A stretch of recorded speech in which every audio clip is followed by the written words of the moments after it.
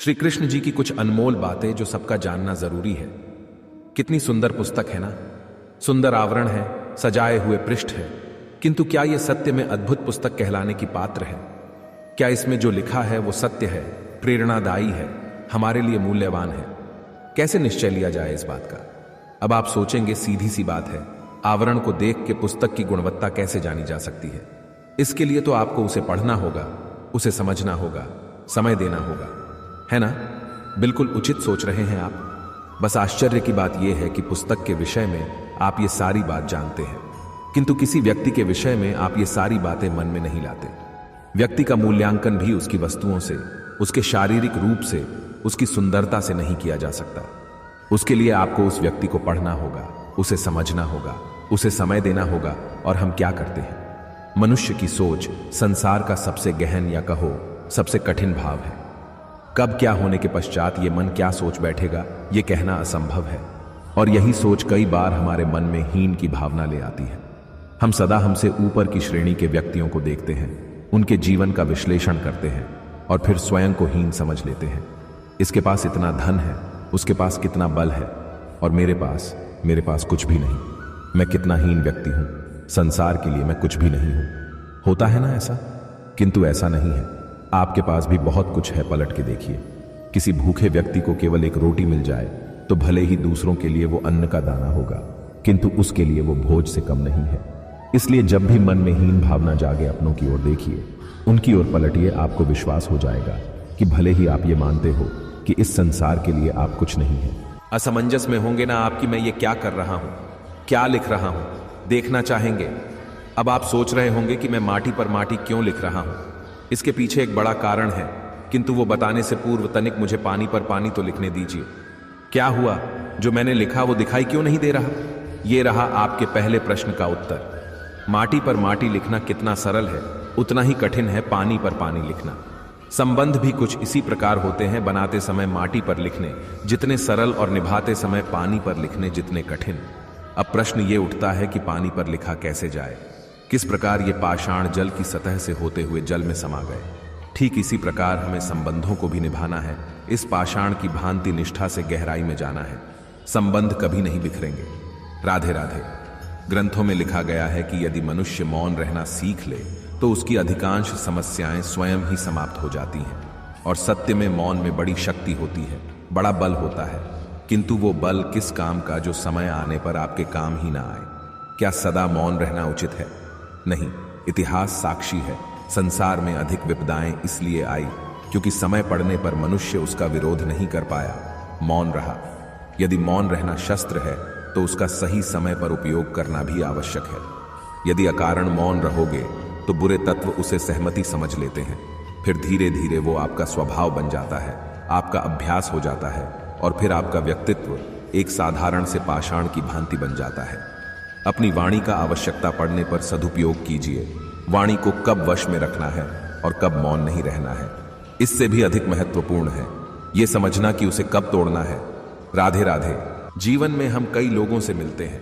आप भी ऐसे कई लोगों से मिले होंगे जिन्होंने स्वयं को असफल मान लिया हो, निराश हो चुके हो, जिन्होंने ये स्वीकार कर लिया है कि इस जीवन में उनसे कोई कार्य हो ही नहीं पाएगा, वो कुछ कर ही नहीं सकते, किसी कार्य के वो योग्य ही नहीं।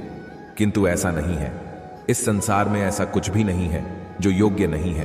कोई ऐसा अक्षर नहीं है जो किसी मंत्र का भाग ना हो, कोई ऐसी जड़ी बूटी नहीं है जो औषधि ना हो, कोई ऐसा विष नहीं है जो समय आपने पर अमृत ना बन जाए। और इसी प्रकार कोई व्यक्ति अयोग्य नहीं होता, उसे अयोग्य बनाती है उसकी सोच। इसीलिए स्वयं को जानो, जान जाओगे कि आप क्या हो। अपने अंतर्मन को जगाए आप देखेंगे कि जिस संसार की नींव ही बनी है, आशा से उस संसार में निराशा, हताशा और हार जैसा कोई भाव अस्तित्व ही नहीं रखता।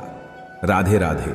यदा यदा ही धर्मस्य ग्लानिर्भवति भारत अभ्युत्थानम धर्मस्य तदात्मानं सृजाम्यहम्। जब जब धरती पर पाप बढ़ता है, धर्म की हानि होती है, तब तब मैं आता हूं। ये तो आप सब जानते हैं, किंतु क्या आपने कभी सोचा है कि क्यों मैं इस धरा का जीव बन के ही अवतरित हुआ? क्यों मैं मनुष्य के रूप में आपके बीच में रहता हूं? आज बताता हूं। संसार में पाप और पुण्य संतुलन में चलते हैं, किंतु जब पाप सीमा से आगे बढ़ जाता है, मुझे यहां आना ही होता है।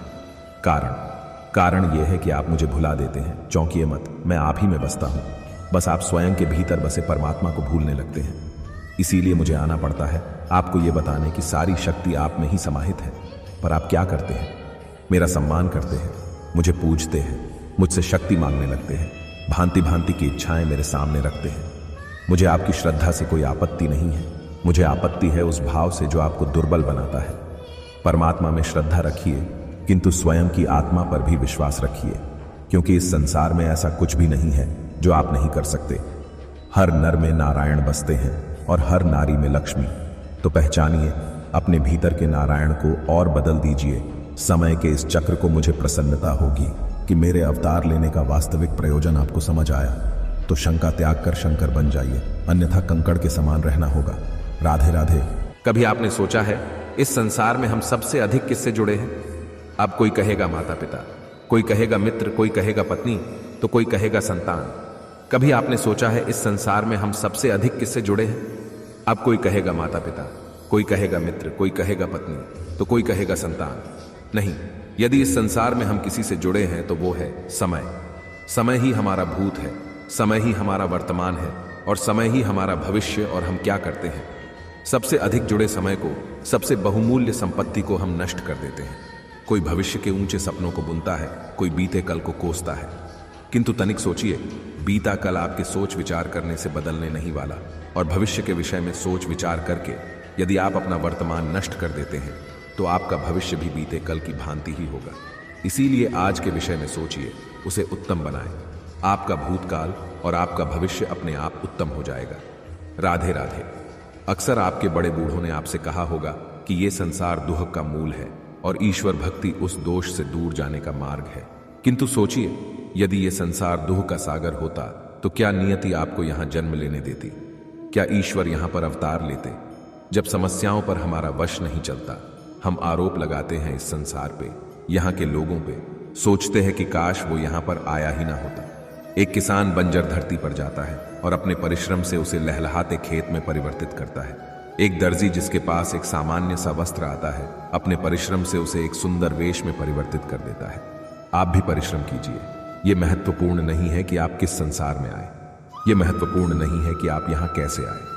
यदि कुछ महत्वपूर्ण है तो वो है कि जब आप गए तब आप इस संसार को कैसा छोड़ के गए। तो ये सोच के जिए कि जो किसी के लिए नर्क है उसे किसी का स्वर्ग बनाकर निकलोगे तो आपका जीवन और आपका संसार दोनों धन्य हो जाएंगे। राधे राधे। हम सबको कभी ना कभी तो क्रोध आता ही है और आएगा भी। मनुष्य है, इन्हीं भावों से हम जुड़े हैं। किंतु ये क्रोध क्यों आता है, कभी सोचा है आपने? ये क्रोध तब आता है जब हमारे मन के अनुसार कुछ ना हो, जैसे कभी कोई हमारी बात ना माने या कभी हमें पराजय प्राप्त हो जाए। किंतु इन सारी परिस्थितियों में आधार एक ही है कि कहीं ना कहीं, किसी ना किसी स्थान पर हम दुर्बल हैं। क्रोध जन्म लेता है हमारी दुर्बलता से और फिर वो हमारी सबसे बड़ी दुर्बलता बन जाता है। यदि क्रोध को वश में ना रखा जाए तो भ्रम जन्म लेता है।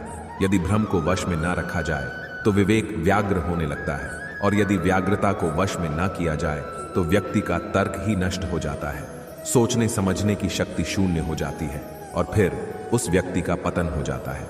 इसीलिए अपने क्रोध पर वश में रखें और अपने मन को शांत होने के लिए कहें। राधे राधे। हम अपने संबंधों के साथ जीते हैं, उत्सव मनाते हैं, खेलते हैं, खाते हैं, आनंद मनाते हैं। किंतु जब कोई प्रिय हमसे दूर चला जाता है, इस संसार से चला जाता है, तब हम दुर्बल हो जाते हैं, सदा दुखी रहते हैं।